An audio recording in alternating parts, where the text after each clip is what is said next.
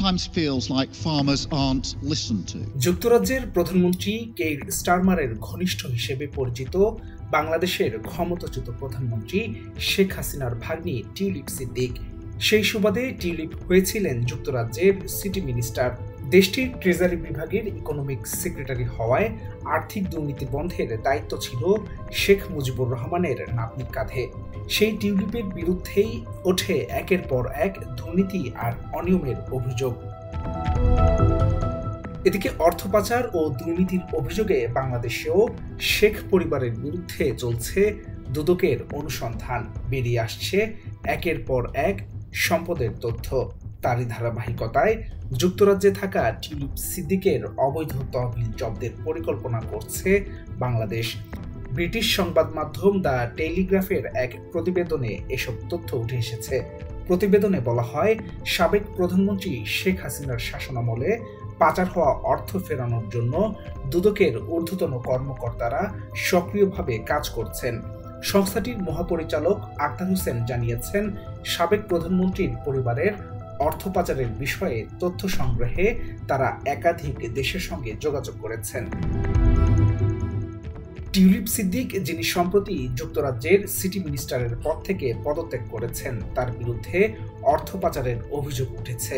প্রতিবেদনে বলা হয়, শেখ হাসিনার সরকারের সঙ্গে তার সম্পৃক্ততা এবং লন্ডনে তার সম্পত্তি নিয়ে প্রশ্নের মুখে রয়েছেন তিনি।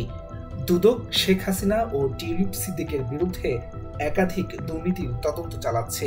এর মধ্যে সবচেয়ে গুরুতর অভিযোগ রাশিয়ার সঙ্গে পারমাণবিক বিদ্যুৎ চুক্তির মাধ্যমে 4 বিলিয়ন পাউন্ড আত্মসাতের বিষয়টি।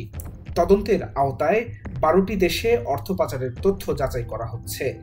ব্রিটিশ ন্যাশনাল ক্রাইম এজেন্সির কর্মকর্তারা এ বিষয়ে বাংলাদেশে কয়েকদিন অবস্থান করে দুদককে সহায়তা করেছেন। প্রতিবেদনে আরও বলা হয়, টিউলিপ সিদ্দিক অসাবধানতাবশত জনগণকে বিভ্রান্ত করেছিলেন, কারণ তিনি আওয়ামী লীগের সঙ্গে যুক্ত এক ব্যক্তির কাছ থেকে উপহার পাওয়া ফ্ল্যাটের তথ্য গোপন করেছিলেন। এই বিতর্কের পর তিনি সিটি মিনিস্টারের পদ থেকে পদত্যাগ করতে বাধ্য হন। দুদকের মহাপরিচালক আক্তার হোসেন বলেন, আমরা এখনো যুক্তরাজ্য সহ বিভিন্ন দেশ থেকে তথ্য সংগ্রহ করছি। প্রাথমিক তদন্তে ইঙ্গিত মিলেছে যে পাচারকৃত অর্থ কেবল যুক্তরাজ্যেই নয়, বরং একাধিক দেশে স্থানান্তরিত হয়েছে। দুদকের তদন্তকারীরা ইতিমধ্যে যুক্তরাজ্য, ইউরোপীয় ইউনিয়ন এবং অন্যান্য দেশের সঙ্গে যোগাযোগ করেছেন। তারা পারস্পরিক আইনি সহায়তার মাধ্যমে অর্থ ফেরানোর পরিকল্পনা করছে। তবে টিউলিপ সিদ্দিকের মুখপাত্র জানিয়েছেন, তার বিরুদ্ধে আনা অভিযোগের কোনো প্রমাণ উপস্থাপন করা হয়নি এবং তিনি এসব দাবি নাকচ করেছেন। হাসান শাব্বির, ভোরের কাগজ।